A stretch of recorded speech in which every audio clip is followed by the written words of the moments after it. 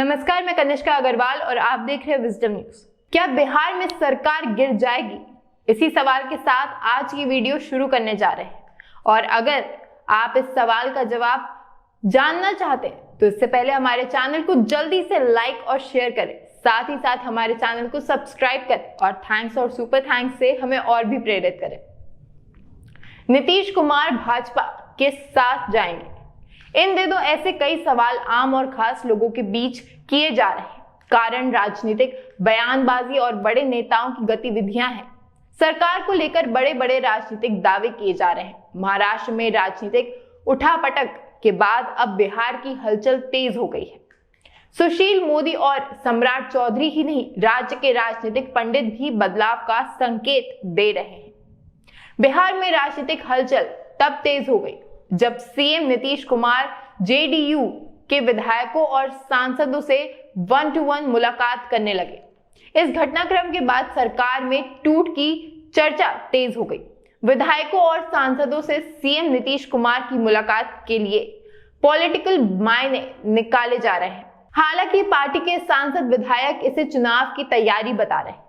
JDU में टूट के दावे को लेकर पॉलिटिकल एक्सपर्ट के उपाध्याय कई बड़ी वजह बताते हैं। तर्क है कि गठजोड़ के बाद जेडीयू पर कई सवाल खड़े किए गए हैं। जेडीयू के लोग खुद को असहज महसूस कर रहे हैं। एक बड़ी वजह यह भी है कि नीतीश कुमार ने 2025 में तेजस्वी और विरासत सौंपने की भी बात कही थी। इससे भी जेडीयू के लोगों के अंदर ही अंदर नाराजगी है।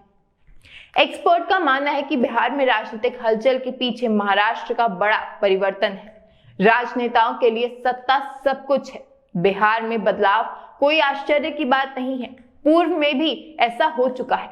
सत्ता सुख के लिए कुछ भी और कोई भी बड़ा राजनीतिक घटनाक्रम हो सकता है। बिहार सरकार में कई मुद्दों पर अंतर्कलह दिख रही है। राजद और जेडीयू में आपसी खींचतान का मामला ट्रांसफर पोस्टिंग में साफ झलक रहा है।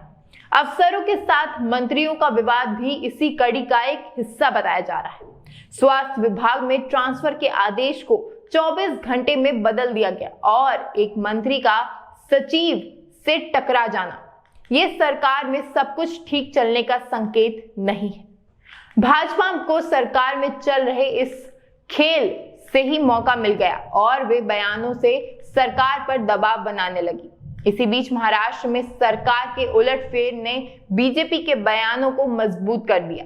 अब तो भाजपा नेता राजद और जेडीयू के नेताओं के संपर्क में होने का दावा करते हुए सरकार में टूट की बात कर रहे हैं। बिहार के राजनीति पर काम करने वाले सीनियर एडिटर के उपाध्याय बिहार की मौजूदा राजनीति को काफी संवेदनशील मान रहे हैं। नीतीश कुमार अजीब संकट की स्थिति में है। नेतृत्व से लेकर कई तरह के संकट हैं। नीतीश कुमार ऐसे संकटों से घिर गए हैं। वे जिस तेजी के साथ विपक्षी एकता को लेकर चल रहे थे, वे भी टूटती दिख रही है। कुल मिलाकर स्थितियां डामाडोल बन चुकी हैं। अब नीतीश कुमार के सामने कोई चारा नहीं। तेजस्वी के साथ राजद पर ही उन्हें भरोसे के साथ चलना होगा। हालांकि कुछ फैक्ट हैं जो टूट की संभावना बढ़ा रहे हैं। पॉलिटिकल एक्सपर्ट के उपाध्याय मानते हैं कि बिहार में महाराष्ट्र की तरह भगदड़ हो सकती है। नेतृत्व को लेकर जेडीयू में बड़ा सवाल है। जेडीयू को भाजपा तोड़ सकती है, इसके बाद वे सरकार बना सकती है। जिस तरह से महाराष्ट्र में टूट हुई है, उसकी पुनरावृत्ति बिहार में भी हो सकती है।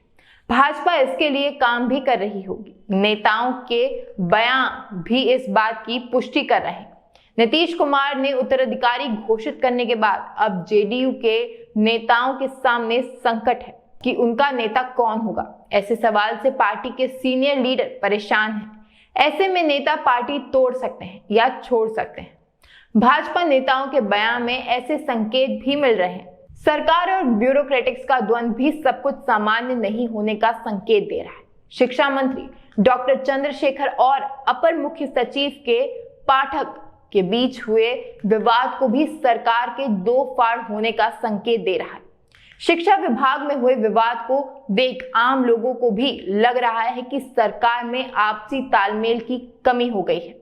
ऐसे सवालों को एमएलसी एमएलसी सुनील सिंह ने और पक्का कर दिया है। सुनील सिंह ने कहा कि के पाठक को जानबूझकर शिक्षा विभाग में लाया गया है, इशारा नीतीश कुमार की तरफ है। ऐसे में ये साफ है कि आरजेडीयू और जेडीयू के बीच अंदरूनी कलह चल रही है।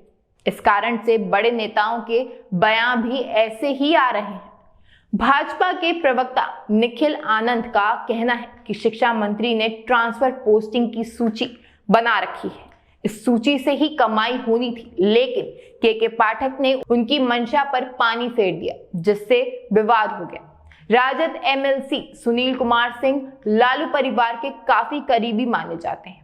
वे हर सुख दुख में लालू परिवार के साथ खड़े रहने के साथ राबड़ी के मुंह बोले भाई भी हैं। मौजूदा राजनीतिक हालात पर उनकी बयानबाजी भी सरकार में कलह का संकेत दे रही है।